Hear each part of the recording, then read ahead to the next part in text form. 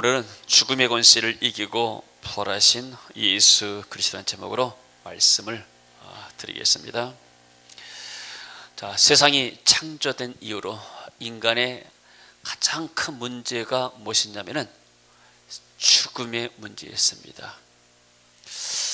어떻게 하면 죽지 않고 영원히 살 수가 없을까? 왜 죽음은 왔는가? 그리고 사람이 왜 병들다가 이렇게 죽고 마는 것인가? 죽음 이후의 세계는 어떤 세계가 있을까? 이게 사람들의 굉장히 궁금증이었고 또 해결하려는 그런 문제였습니다. 그러나 이 죽음의 문제를 아무도 해결하는 사람이 없었어요. 그러나 2000년 전에 예수님께서 이 땅에 오셔서 십자가에 죽으셨습니다. 근데 죽은 지 3일 만에 무덤에서 부활하셨어요. 할렐루야. 이런 일은 역사 이래로 없는 일입니다. 그리고 예수님은 이 지상에서 이렇게 사시다가 40일 동안 보이시다가 하늘로 승천하셨습니다. 그리고 승천하신 주님이 또 열흘 후에 오순절날 마가다락방에 성령으로 오셨습니다. 그래서 오직 예수 그리스도만이 인간이 풀 수 없는 이 죽음의 문제를 단 한 번에 푸신 줄로 믿습니다. 자, 죽음의 원인이 무엇일까요? 사람은 원래 하나님의 형상대로 창조되었습니다. 그래서 죽지 않게 됐습니다. 여러분, 죽지 않아요. 영원히 삽니다. 안 믿어져요? 죽음이란 것은 세 종류의 죽음이 있어요. 육신적인 죽음, 영적인 죽음, 영원한 죽음입니다. 우리가 이 세상에서 사는 것은 육신의 죽음이요. 육신의 죽음, 죽음의 의미는 뭐인가? 외부와의 교통이 끊어지는 것. 그래서 육신의 죽음은 숨이, 우리의 호흡이 끊어지고 나면 그것 다 죽음이라고 표현합니다. 심장이 더 이상 뛰지 않죠. 그래서 대부분 이제 사람들 죽고 나면 다 원인이 심장마비다. 심장마비로 다 죽습니다. 모든 사람이 다 심장이 멈추면 다 죽는 거예요. 자, 그래서 육체적인 죽음은 내 영혼이 육신과 분리되고 내 영적 육신이 외부의 호흡이 끊어지는 것 같다가 이생을 말하는 죽음이라고 일반적으로 표현합니다. 그러니까 영적인 죽음은 뭐인가? 영적인 죽음은 하나님과 관계가 끊은 삶이 영적인 죽음이에요. 영원한 죽음은 어떤 죽음인가? 죽고 나서 이 영혼은 영원히 죽지 않는 거예요. 그래서 하나님과 영원히 분리된 것 같다가 영원한 죽음이라고 말한 겁니다. 근데 예수님은 육신의 죽음을 맞이했습니다. 그러나 하나님과의 영적인 죽음은 맞이하지 않았어요. 예수님은 죽은 지 3일 만에 무덤에서 부활하셔서 하나님의 아들이라고 이렇게 증거받고 인정받게 됐습니다. 그 전에도 하나님의 아들이셨지만은 부활의 능력을 통해서 진실로 하나님의 아들이었다고 이렇게 사람들에게 인정받는 그런 일이 일어나게 된 것입니다. 그래서 디모데전서 6장 16절에 보니까 오직 그에게만 죽지 아니함이 있고 하나님에게 죽지 아니함, 영원한 생명, 영생하는 그런 일이 있는 것입니다. 인간은 이 땅에서 육신적으로는 한계를 맞이해서 70, 80 이렇게 살다가 갔지만은 그러나 그 영혼은 영원한 줄로 믿습니다. 내 영혼이 죽어서 나중에 천국에 가서 하나님과 영원히 살 것인가 아니면 저기에 가서 영원히 마귀와 더불어서 고통받을 것인가 두 길밖에 없는 거예요. 그래서 가까이 가지 못할 빛 제거하시고 아무 사람도 보지 못하였고 어떤 사람들 그럽니다. 하나님이 어디 계시냐 한번 하나님을 보여줘 봐라 그래요. 여러분, 바람이 있지만은 바람을 어떻게 보일 수가 있어요? 바람을 보일 수가 없는 거예요. 태풍이 불고 나게 되면 태풍은 보이지 않으나 바람에 움직이는 이런 나무나 뽑힌 전봇대나 이런 것들은 보이지만은 바람 자체는 보이지 않아요. 마찬가지로 성령 받은 사람, 은혜 받은 사람들은 성령 자체는 눈에 보이지 않아요. 하나님은 영이기 때문에. 그러나 성령 받은 사람들이 어떻게 나중에 변화되었는가? 그걸 보고 이분에게 성령이 맺고 하나님의 은혜가 맺다 이렇게 알 수가 있는 것입니다. 그래서 아무 사람도 보지 못하였고 볼 수 없는 자신이 그에게 존귀와 영원한 능력을 돌릴지어다. 결국 인간은 영원히 죽지 않도록 영생하도록 창조되었습니다. 이 사실은 변치 않는 거예요. 죽음은 끝이 아니란 말이에요. 근데 육신의 죽음이 왔어요. 그것은 죽음의 법을 누가 정하셨는가? 국회의원들이 300명이 모여가지고 이렇게 하면 죽이자고 사용한다고 한 것이 아니에요. 이 원래 법은 하나님이 법을 정했어요. 선악과를 먹는 날에는 정령 죽으리라. 그래서 이 선악과를 먹자마자 영적으로 하나님과 분리가 돼요. 영적인 죽음이 왔어요. 그래서 육신의 죽음이 온 거예요. 죽고 나면 영원한 하나님과 분리되는 이 마귀들이 사는 지옥에 가게 되는 거예요. 그래서 인간은 이 문제를 해결하고 있습니다. 어떻게 하면 이 죽음의 문제를 극복할 수 있겠는가? 하나님이 말씀을 법을 정했습니다. 너는 흙이니 흙으로 돌아가거라. 그리고 한 번 죽는 것은 사람에게 정하신 것이요 그 후에는 심판이 있으리니. 하나님 안 믿는 사람들은, 예수 그리스도를 알지 못하는 사람들은 나중에 영원한 심판, 하나님과 영원히 분리가 되는 겁니다. 그래서 이 죽음의 문제를 인간이 해결하기 위해서 여러 가지 방법을 썼습니다. 그래서 종교를 만들었습니다. 신을 만들고 종교를 만들고 거기다 이렇게 빌고 어떻게 하면 되지 않을까? 그러나 인간의 종교는 사람이 만든 거예요. 모든 사람이 아담 이후로 다 죄가운데 빠졌고 죄인이기 때문에 죄인들이 스스로 하나님 만날 수 있는 길이 없는 거예요. 하나님께서 길을 열지 않는 한 인간은 하나님 만날 수가 없습니다. 자기 죄 가운데서 살다가 죄의 삭스를 받고 죽게 되어 있었습니다.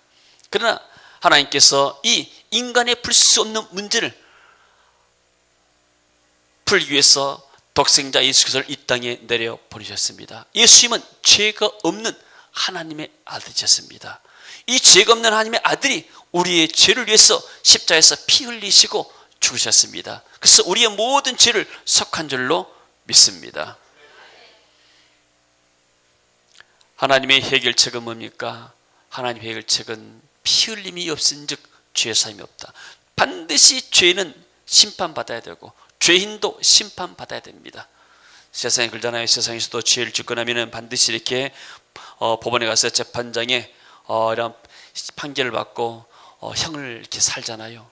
마찬가지로 하나님의 법을 어긴 사람들이 반드시 하나님의 심판의 법 아래 가두는데, 그러나 예수님께서 인간을 이 모든 죄와 모든 죽음의 법에서 해방시킨 줄로 믿습니다.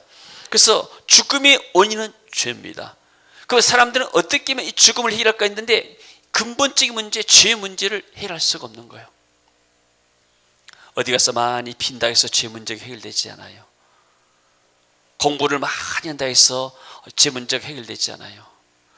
많은 사람들이 이렇게 열심히 세상에서 노력하고 삽니다. 그러나 세상은 어차피 이렇게 경쟁 체제입니다. 자리가 한 자리밖에 없는데 두 사람 있으면 한 사람이 밀려나야 돼요. 경쟁사입니다. 세상은. 경쟁에서 밀리다 보게 되면 나중에 사람들이 낙심이 오고 나중에 어디에 빠진가? 우울에 빠져요. 항상 어두운 생각에 붙잡혀. 나는 실패자다. 그래서 지금 이 대한민국의 우울증 환자들이 굉장히 많습니다. 정신병원에 입원해 있는 정신병 환자들은 상태가 심해서 있지만은 그 사람들은 병원에서 이렇게 관리해주고 치료해주니까 문제 안 되는데, 문제는 정신병원에 들어가지 않는 이 세상에 사는 이 우울증 환자들, 심각하게 또 정신에 문제가 사람이 너무나 많아요.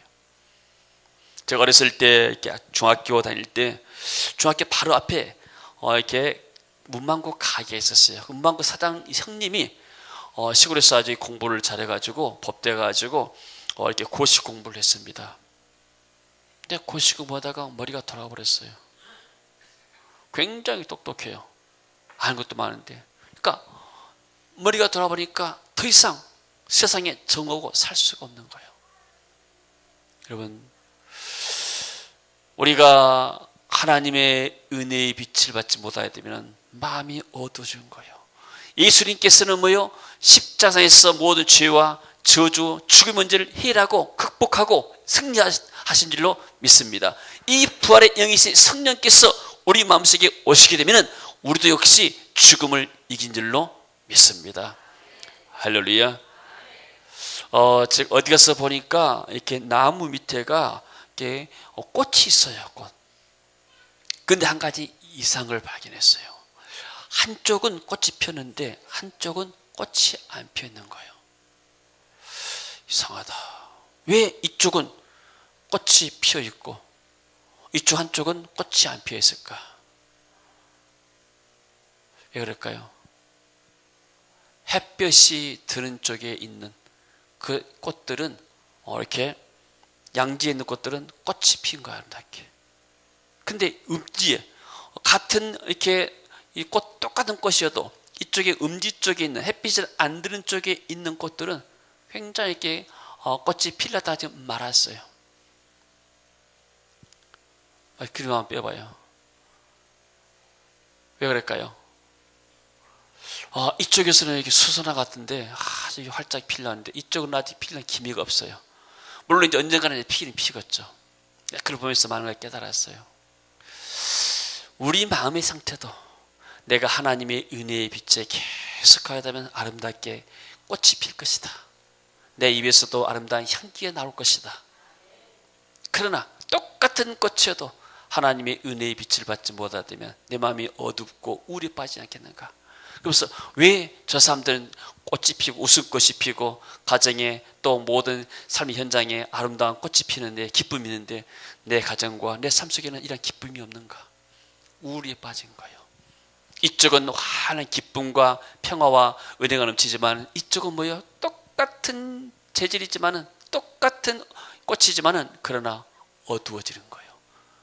하나님은 은혜의 빛을 모든 사람에게 비치고 특별히 성도들에게 교회를 통해서 은혜를 끼치는 거예요. 근데 이 은혜의 빛을 받지 못하고 항상 사이드에 다른 반대쪽에 있게 되면은 뭐예요? 마귀가 붙잡는 거예요. 생각을 어둡게 만들어버려요. 나쁜 생각이 만들게 되고 그래서 서로 저쪽에 있는 사람들 시기한 거예요. 왜 난 안 피는데 너만 피느냐? 시기하고 잡아 끌어서 같이 안 피려고 그래요. 너도 망해라 나도 망하니까. 이게 세상 사람들이 원리단 말이에요. 여러분 부활의 주님은 죽음을 이기셨습니다. 그리고 영원히 사셨습니다. 지금도 성령으로 살아 계십니다. 이 부활의 영이신 성령께서 지금 우리 안에 거하십니다. 그러면 우리는 이 죽음을 이깁니다. 우리는 죽어도 살겠고 나는 부활이요 생명이니 나를 믿는 자는 죽어도 살겠고 무릇 살아서 날 믿는 자는 영원히 죽지 아니하리라. 할렐루야. 여러분 마음속에 부활의 주님이 계신 것을 믿습니까? 그러면 여러분 죽음을 극복한 사람들이고 영원한 생명을 소유한 사람인 줄로 믿습니다. 그렇다면 죽음의 문제를 해결했다면 우리 어떤 문제를 못 해결했어요? 이런 마음속에 근심이 있습니까? 인간관계 갈등이 있습니까? 자녀들의 앞길에 염려가 있습니까? 여러분 앞에 고난이 있고 환난이 있습니까? 혹은 질병 가운데 있습니까? 우리가 이런 모든 것들을 능히 이겨낼 줄로 믿습니다. 우리는 죽음을 이겨낸 사람들이요.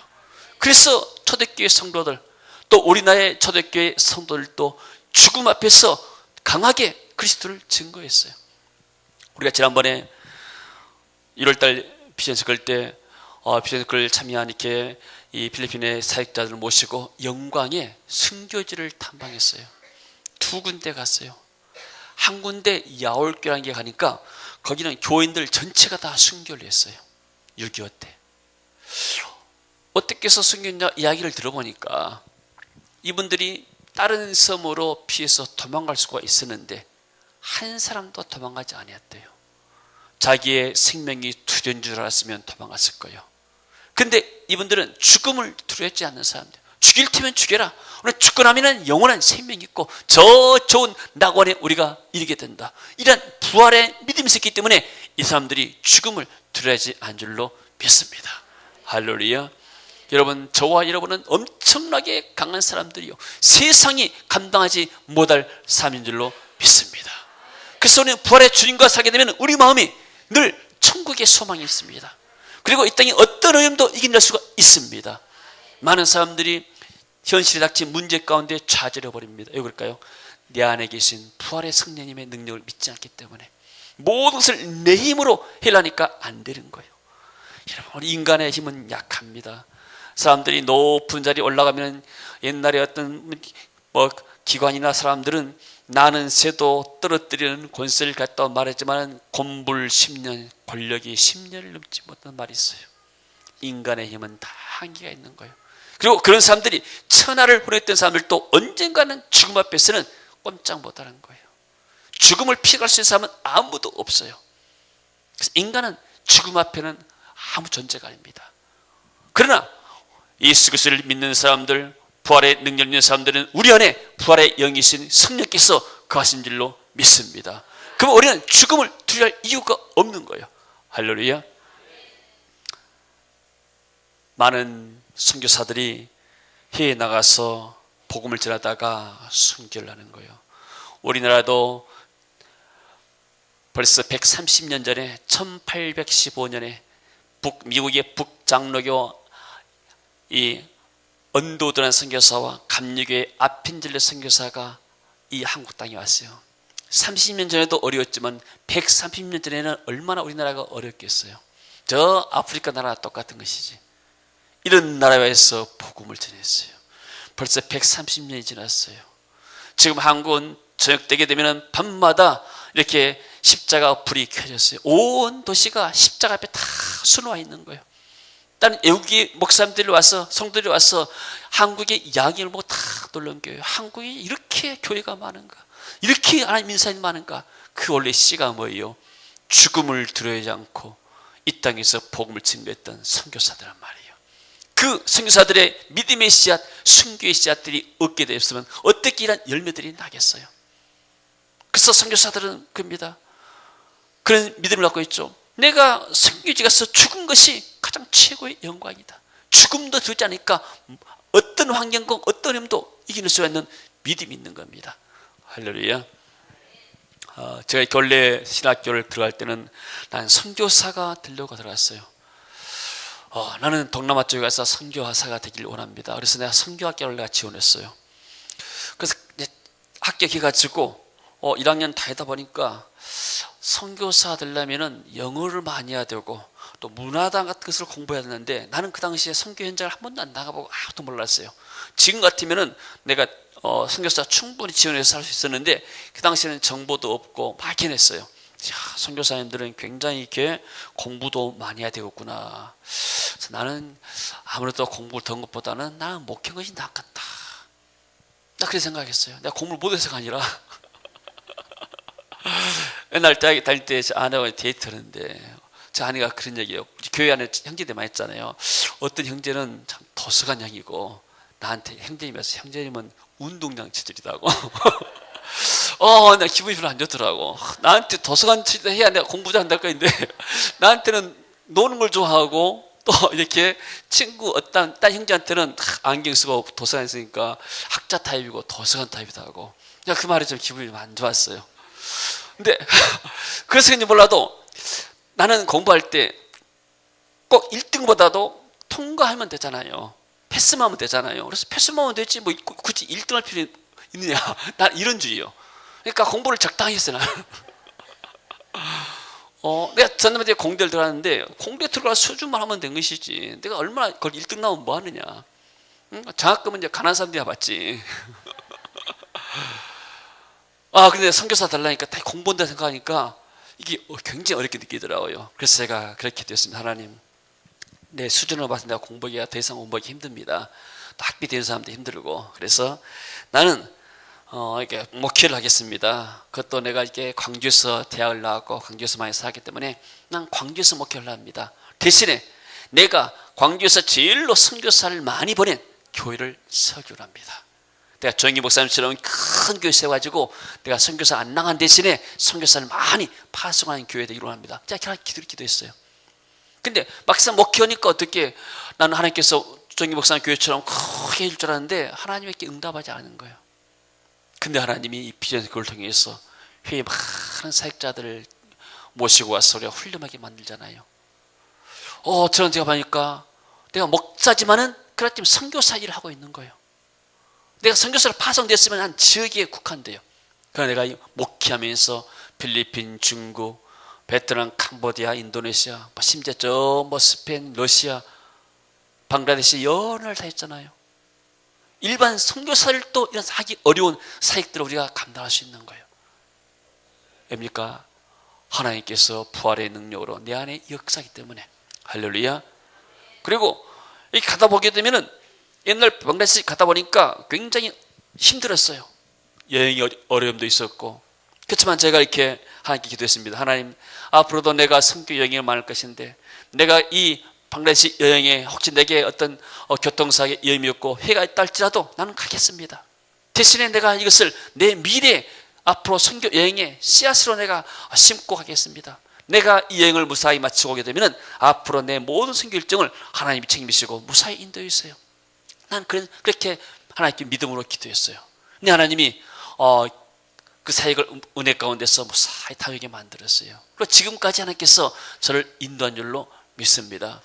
자, 많은 사람들이 이렇게 그럽니다. 필리핀은 치안도 위험하고 사역하다 보게 되면은 또 뭐 하지 않겠냐 염려합니다. 여러분, 염려할 필요가 없습니다. 선교지 가서 죽으면은 선교의 영광이에요. 그보다 큰 영광이 어디가 있습니까?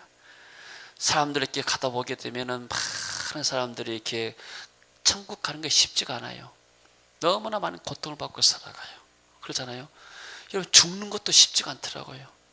천국 가는 것도 쉽지가 않아요. 많은 환난을 겪고 나야 육신의 장막에서 벗어난 걸 봤습니다. 그래서 여러분들이 기도하시기 바랍니다. 난 하나님께 갈 때 정말로 고통 없이 이렇게 순식간에 내가 홀연히 하늘나라 가게 해주십시오. 정말 평안한 가운데서 우리 자녀들한테 다 내가 이웃 남기고 정말 축복받은 가운데서 내가 그냥 복된 죽음이 되게 하옵소서. 기도하시기 바랍니다. 할렐루야. 우리가 미래의 죽음도 대비해야 돼요. 죽고 끝난 것이 아니고 우리 영원한 하나님 나라에 가서 가기 때문에. 그러면 우리 이 땅에서 어떻게 살아야 되는가? 부활의 주님이 제자에게 말씀했습니다. 너희는 가서 모든 족속으로 제자를 삼아라. 시골 갈릴리 마을, 어촌 마을 청년들에게 말합니다. 세계적인 꿈을 가져라. 세계를 품고 와서 기도하고 온 세계에 나서 복음을 증거해라. 아니 예수님, 우리가 지금 이 시골 바닥에서 날마다 고기 잡고 사는 어부이고 우리는 공부도 못했습니다. 돈도 없습니다. 배경도 없습니다. 그런데 우리가 어떻게 전 세계 나가서 복음을 증거합니까? 제 아들은 그렇게 이유달지 않았어요. 그 예수님의 부활의 주님의 말씀을 믿음으로 받아들였어요. 그러나 단 한 가지 기다려라. 왜 기다려라? 성령의 너희 능력이 너에게 임할 때까지 기다려라. 그래서 이 사람들이 제자훈련 3년 훈련 예수님과 같이 받고 나서 오순절 마당에서 열흘 동안 기도했습니다. 그때 하늘에서 불이 임해가지고 이 사람들이 성령의 불에 인도받고 완전히 불의 사람이 됐어요. 이 사람들에서 복음을 증거할 때 많은 영혼들이 구원받게 되고 그리고 또 많은 회의 문들이 열리게 된 줄로 믿습니다. 여러분, 오늘은 주님께서 무덤의 권세 또 죽음의 원인인 죄의 권세를 완전히 깨뜨리신 날입니다. 마귀가 더 이상 우리를 죄 가운데 묶어둘 수가 없고 우리를 정죄해서 지옥에 데려갈 수가 없는 거예요. 왜요? 예수님께서 우리의 모든 죄값을 십자가에서 피를 내서 감당하신 줄로 믿습니다. 그리고 부활하신 주님이 성령으로 저와 여러분 안에 거하신 줄로 믿습니다. 이 성령의 능력이 있으면 우리는 이 세상에 어떤 환난도 이길 수가 있습니다. 어떤 문제도 해결할 수가 있습니다. 낙심할 이유가 없는 겁니다. 아멘. 많은 사람들이 조금만 문제 있으면 낙심해요. 누구 때문에 뭐한다. 누구 때문에 뭐한다. 문제 오면 뭐요? 나 때문이에요. 내 죄 때문이고 나 때문이에요. 내가 하나님의 은혜 가운데 가고 내가 믿음이 가게 되면 어떤 사람이 나를 해한다 할지라도 어떤 사람을 비방한다 할지라도 심지어 나를 죽인다 할지라도 우리가 두려워할 이유가 없는 거예요. 할렐루야. 오직 믿음만이 우리를 승리로 이끌 줄로 믿습니다. 그래서 믿음 없는 자가 되지 말라고 그랬어요. 오늘 또 성경의 마지막에 보게 되면 그런 말씀이 있죠. 58절에 보니까 내 사랑하는 형제들아 견고하며 흔들리지 말며 믿음에서 흔들리지 말아라. 항상 주일에 더욱 힘쓰는 자들이 되어라. 어디다 힘을 써야 되는가? 우리의 영원한 나라 하나님의 나라를 위해서 이 땅에 맡겨진 우리의 미션이 있다는 미션. 이 미션에다가 항상 힘쓰는 자들이 되어라. 이는 너희 수고가 주 안에서 헛되지 않은 줄을 알매니. 우리가 주님을 위해서 기도했던 것들, 믿음으로 하나님을 섬겼던 것들 다 헛되지 않은 줄로 믿습니다. 이것이 우리의 영원한 상급이 될 줄로 믿습니다. 그래서 부활의 주님은 우리 모든 성도들에게, 성령만 사람들에게 같이 믿음으로 승리하기를 원하시는데 하나님이 미션을 수행하기를 원하신 줄로 믿습니다. 그래서 어떤 사람이 이 미션을 수행할 수 있고 복음을 증거할 수 있습니까? 예수님의 보혈로 죄시름 받은 사람들만이 자기가 받은 은혜를 전할 수가 있습니다. 이 복음을 전할 수가 있습니다. 죄와 죽음의 권세를 이긴 사람들만이 그리스도의 복음을 증거할 수가 있습니다. 이 성령의 능력을 받은 사람들만이 믿음으로 이 복음을 증거할 수 있습니다. 이 복음을 증거한 사람들에게 하나님께서 영원한 상급으로 갚아 줄 줄로 믿습니다. 사랑하는 성도 여러분, 여러분 마음속에 어떤 어려움이 있습니까? 지금 다 갈수록 항상 사람들이 어렵다고 그래요. 항상 좋을 때가 없는 것, 세상은 항상 어렵습니다. 세상 끝날 때까지 있습니다. 그래요. 세상은 점점 날이 갈수록 좋아지는 낙원이 아니고 세상은 갈수록 종말이 갈수록 혼란이 오고 어둠이 찾아오는 거예요.